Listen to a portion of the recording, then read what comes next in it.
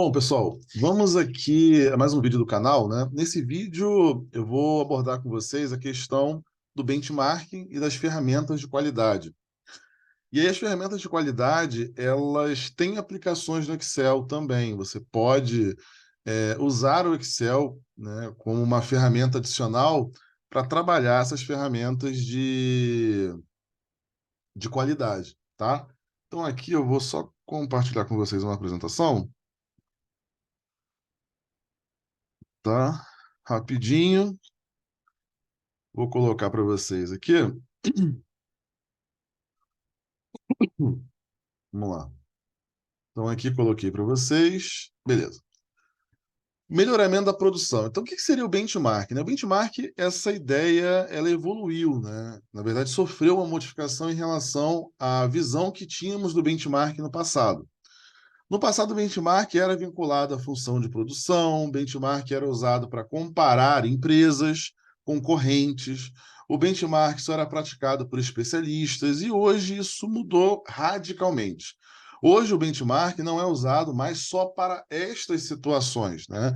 Seja para produção, função-produção, comparação com outra empresa, seja utilizado por especialistas ou comparação com a concorrência. De qualquer forma, o benchmark, a ideia dele é comparar. Então, vou comparar uma coisa com outra, né? Vou comparar um elemento com outro. É a ideia da comparação. Por quê? Porque quando você compara, né, e você verifica ali semelhanças e diferenças entre dois elementos, você pode entender o seguinte: bom, essa prática que essa empresa adota é interessante adotar na minha empresa. Essa empresa teve sucesso com essa prática, com essa ação na área de segurança, na área de produção, no comercial, em vendas. Olha, é interessante fazer esse workshop, que essa outra unidade dentro da minha empresa, num outro estado, adotou esse workshop, fez um workshop bacana em relação à segurança do trabalho, por exemplo. Então, o benchmark continua com a ideia de comparação. Só que essa ideia de comparação do benchmark, ela evoluiu. Não vou olhar só uma empresa concorrente, eu tenho categorias de benchmark. E aí é interessante observar o seguinte: tem o benchmark interno, externo, não competitivo, competitivo, de desempenho e de práticas. O benchmark interno, ele é dentro da organização, entre as operações ou partes de operações que estão dentro da mesma organização. Então, é aquela situação que você compara uma prática que uma determinada área adotou, que você compara com uma prática que uma unidade de negócios da empresa, num outro estado, adotou. Mas é dentro da mesma organização. É o benchmark interno, tá? Então você tem essa categoria que você não tinha antes todas essas categorias aqui, na verdade. Na verdade, o foco era comparar com empresa concorrente, que é o benchmark competitivo, que é esse aqui, ó. Tá? Deixa eu ver se eu consigo. Espera aí, vou avancei aqui. Estou avançando aqui. Espera aí. Que é esse benchmark aqui, ó. Para deixar bem claro, esse aqui é o externo, que é fora, né? Mas o benchmark competitivo entre empresas concorrentes. Então, esse sempre existiu. Os demais, eles são uma novidade, tá? Na verdade, o externo e o competitivo. Os demais são uma novidade. Então, o interno é dentro da organização, o externo é fora. Comparação entre uma operação e outras operações que são partes de diferentes organizações. Eu posso comparar a área de logística de uma empresa com a área de logística de outra empresa, não necessariamente um concorrente, não necessariamente um não concorrente, vamos dizer assim, um concorrente direto que não seja um concorrente direto. Então, eu posso comparar partes de organizações, mas são organizações diferentes, né? É o benchmark externo. E eu tenho, sim, o benchmark não competitivo e o competitivo. O não competitivo são empresas que não são concorrentes diretos. O benchmark competitivo são de empresas que são concorrentes diretos, tá? Então, essas comparações, principalmente essa comparação do benchmark não competitivo, ela não existia. São empresas diferentes. Às vezes tem uma empresa feita aqui contra organizações externas que não são concorrentes.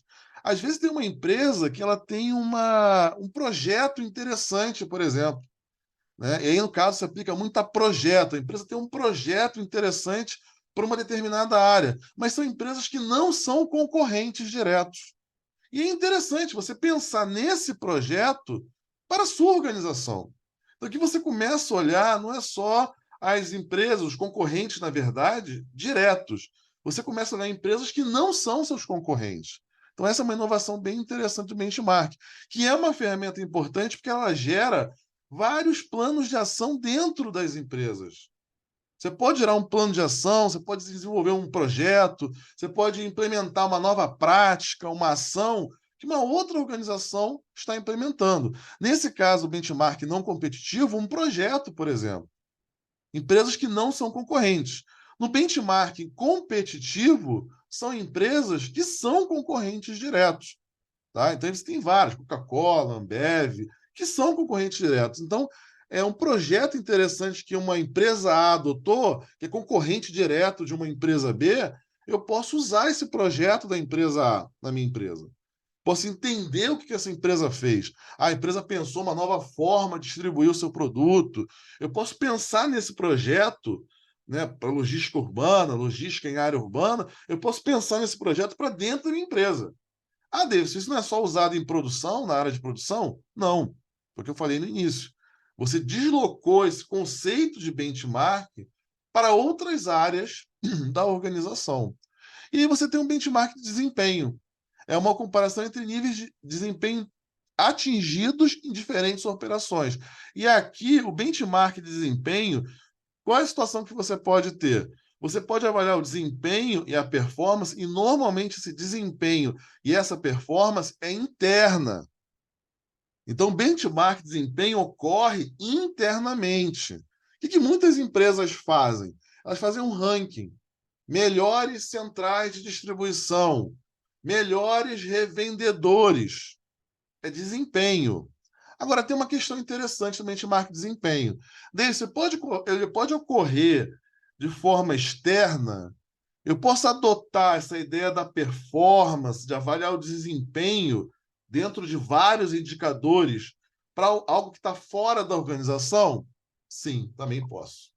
Eu posso fazer um ranking das melhores transportadoras que a minha empresa trabalha. Quais são as melhores transportadoras? Essa é uma prática comum do mercado. Várias empresas fazem isso para estimular as transportadoras. Então, o benchmark de desempenho ele avalia performance. Ele avalia o desempenho com base em vários indicadores. E esse benchmark ele pode ser tanto dentro da organização, em relação às centrais de distribuição, em relação às unidades de negócio, quanto fora. É bom lembrar só que revendedor, sendo uma empresa que tem o direito de revender os meus produtos, é externo. Mas pode ser externo. Revendedor, transportador. Tá? Então é importante destacar isso também. Quando eu falo de benchmark competitivo, perdão, e não competitivo, eu falo normalmente de projetos que uma organização que é um concorrente direto, benchmark competitivo, está implementando, ou um projeto de uma empresa, de uma organização que é um concorrente que não é um concorrente direto, está implementando benchmark não competitivo, normalmente associado a projetos.